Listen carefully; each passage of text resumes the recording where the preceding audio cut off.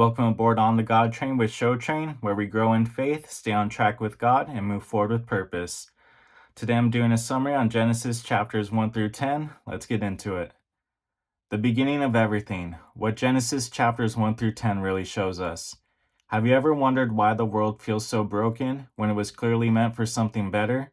The first 10 chapters of Genesis don't just tell us how everything began, they show us why things are the way they are today, and they hint at where hope comes from.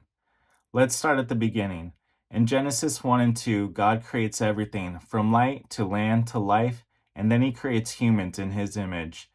That means something important. You are not random, you are not an accident, you are made on purpose. God calls creation good, and humans very good. Life was originally full of peace. There was no shame, no fear, no death. Humans were in perfect relationship with God, with each other, and with the world around them. That's the kind of life we still long for today. But then everything changes. In Genesis 3, temptation enters. The serpent asks a simple question: did God really say? And just like that, doubt is introduced. Instead of trusting God, humans choose independence. They want to define good and evil for themselves. This is where sin enters the world, and immediately everything breaks. Shame replaces innocence, fear replaces peace, blame replaces unity. This moment explains so much of what we still experience today. But even here, in the middle of failure, God does something unexpected. He gives a promise. He hints that one day someone will come to defeat evil. Hope begins right here. Then we move into Genesis 4 and 5, and things get worse, fast. Sin doesn't stay small, it spreads. Cain kills his brother Abel. Violence enters human history. And Genesis 5 repeats a haunting phrase over and over again. And then he died. Death becomes the new normal.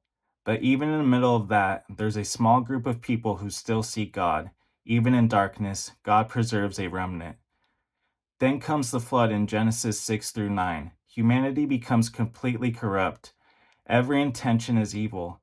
God decides to judge the world, but He also chooses to save. He finds one man, Noah, who walks with Him. God gives Noah instructions to build an ark, and through that ark, Noah and his family are saved. This shows us two things at the same time. God takes evil seriously, but God also makes a way of rescue. The ark becomes a picture of salvation, protection in the middle of judgment. After the flood, God makes a covenant. He promises never to destroy the earth that way again. He sets the rainbow as a sign of that promise. Even after judgment, God chooses mercy. Then we reach the Tower of Babel. Humanity gathers together and says, let's make a name for ourselves. That's the core issue, pride. Instead of living for God, they want to elevate themselves. So God confuses their language and scatters them across the earth. At first, it might seem harsh, but it's actually protective. Unchecked pride always leads to destruction. Sometimes, when God disrupts our plans, it's not punishment, it's protection. So what's the big picture? Genesis 1 through 10 shows us a pattern. God creates something good, humans break it. God responds with both justice and mercy, and God continues moving His plan forward. This explains the tension we feel in life. We know things aren't the way they're supposed to be, and we're right. But it also shows us something else. God didn't give up. From the very beginning, He's been working on a rescue plan. And this story doesn't end here. It's just getting started. If Genesis shows us how everything fell apart, the rest of the short story shows us how God puts it back together.